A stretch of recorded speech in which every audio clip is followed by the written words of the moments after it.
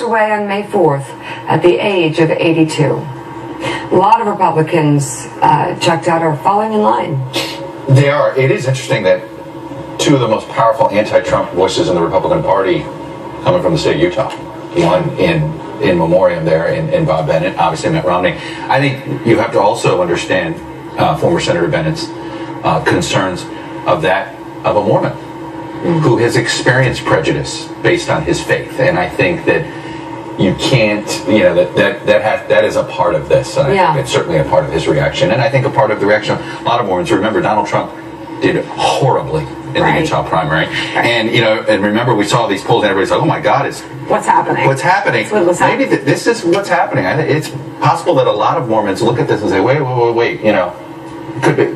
We've experienced prejudice. Well, just Mormons? I have to ask, Ari, how do Republicans who are coalescing and getting behind Donald Trump one by one, how are they doing this? How are they dealing with some of these inconsistencies? Well, I can't imagine they think a temporary Muslim ban is something they would support. I think with hesitation and with doubt is the answer for many people, but he's running against Hillary, and so the choice is clear. And I'm one of those people. There's a lot about Donald Trump I don't like, but I'll vote for Donald Trump over Hillary any day, really? And I will. Mm-hmm. But in the case of the Muslim ban, and I said this immediately when he announced it, I'm opposed to it. This is not America. What America is a welcoming, inclusive place where people assimilate and become Americans. Okay, and but is that something you can get? I think a lot of our friends, and we saw Bob Gates, our former colleague in the Bush White House.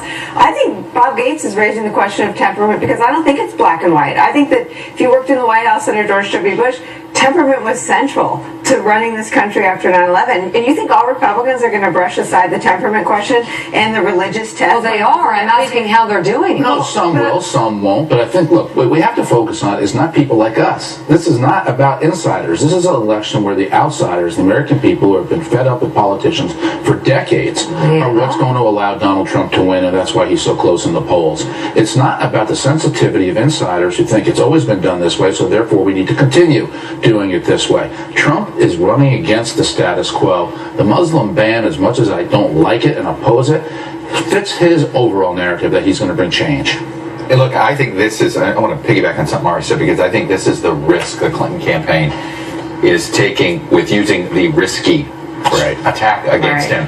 I read this from, I think we know there's a split inside the Democratic Party about whether that is a good attack on him, whether temperament is a good attack on him. It's never been the issue. That's right. What was it? The guy who's running the super PAC for the Democrats, Guy Cecil, said, hey, careful with using the word risk, because guess what? There's upside with risk. Right. And it doesn't matter. Maybe it's a 1% upside in your calculation, but there's upside. Okay. And you have a populace that maybe wants to roll the dice. The bigger picture, too, is 70% of the American people think we're on the wrong track. Mm-hmm. So here comes Donald Trump saying we're going to change everything. We're going to change our relations with Japan, change relations with South Korea.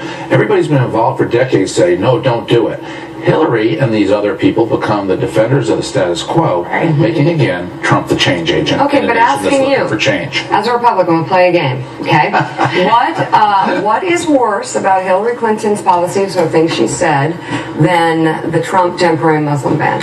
The Iran deal. Hillary Clinton is for the Iran deal. Hillary Clinton's reckless use of a server that allowed Russia, China, and Iran to have top-secret American information. Hillary's running to the left of Bernie Sanders, repudiating trade deals that she used to be for. Hillary's unprincipled, she's reckless, and she's dishonest. And we know that about her. Reckless, He's going to ban Muslims from coming into the country. Yeah, and I oppose that. She's not ripping up the Iran deal. No, she's for the Iran deal. And he's not ripping up the Iran deal. No, he said he wouldn't buy by it. He didn't say he'd go and rip it up on day one like Ted Cruz, but he said he wouldn't buy it.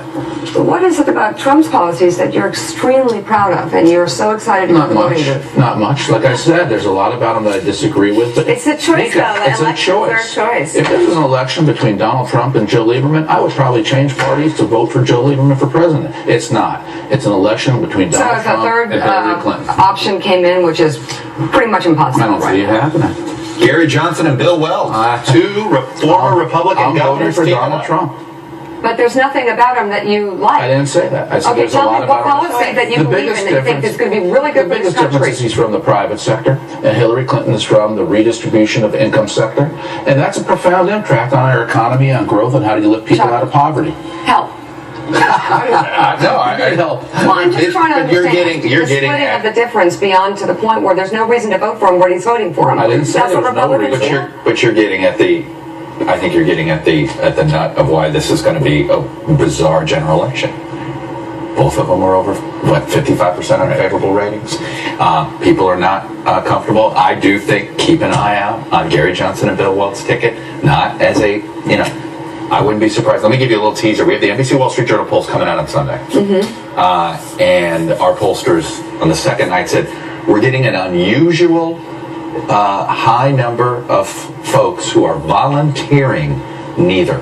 Wow. When you ask them the general election matchup of the two-way. I'm not going to get into them, but it was like one of those where we had to, it was like, hey, let's have a discussion. Should we, we've got to, it was not a prompted. And when you get unprompted like that, an unusual high number, it just shows you there is an opening here. And there's going to be, I think the Libertarian ticket is going to be the night of the above. Are Bernie Sanders voters up for grabs?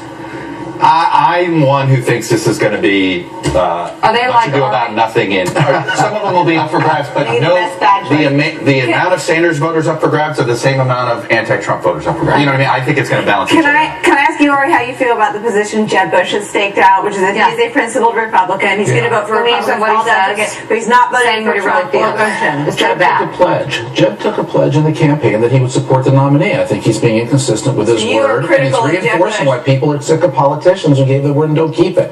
So I get that Jeb lost, but he should have kept his word. So you don't think there's any principled opposition to Donald Trump? No, I think there is. But when you took a pledge, he should abide by the pledge. Now, I think for George W. Bush, for other people who are saying Mitt Romney, they're not going to support him, they have the right to not support him. Donald Trump represents a lot of change. He's a profound change agent. This isn't going to be a smooth transition if Trump wins. The party has got splits in it. But I think the Democratic Party is showing it to us. Oh my gosh. It's a terribly unusual election, as Chuck said. But I don't understand you this morning. You've never understood me. Oh, I have. I know your type. I do. My brother, my God, Ian, and his wife. You know his wife, Kenny. Yeah. I know you. Chuck Todd, thank you as well. Who do you have at Meet the Press this weekend? Hillary Clinton. Oh, just Hillary Clinton. Hillary Clinton and Mark Cuban. Oh my gosh. Oh wow. Good show. I'm looking forward to it. All right. Fleischer, thank you very much. Yeah. Coming up inside the final 24 hours of each.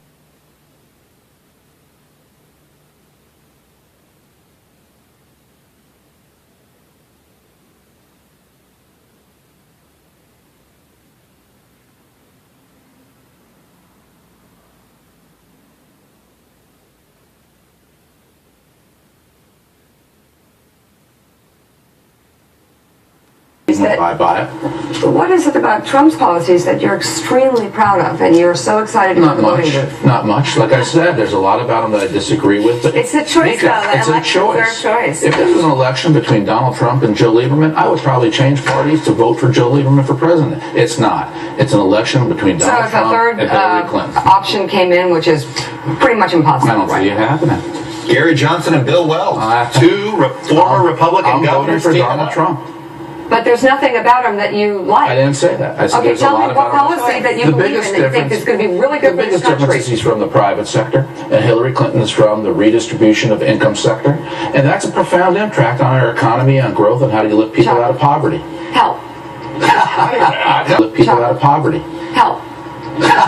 People out of poverty. Help.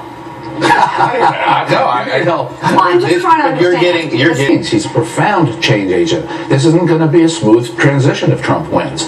The party has got splits in it. But I think the Democratic Party is showing it to us. Oh my gosh. It's a terribly unusual election, as Chuck said. But I don't understand you this morning. You've never understood me. Oh, I have. I know your type. I do. My brother, my God, Ian, and his wife. You know his wife, Jenny. Yeah. I know you. Chuck Todd, thank you as well. Who do you have at Meet the Press this weekend? Hillary Clinton. Oh, just Hillary Clinton. Hillary Clinton and Mark Cuban. Oh my gosh. Oh wow. Good show. I'm looking forward to it. All right. Fleischer, thank you very much.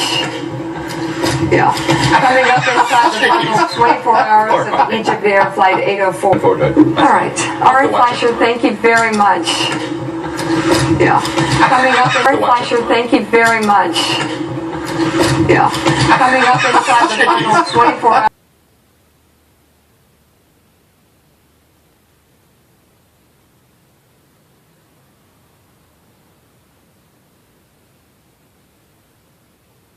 Tiffany, Donald Trump's daughter.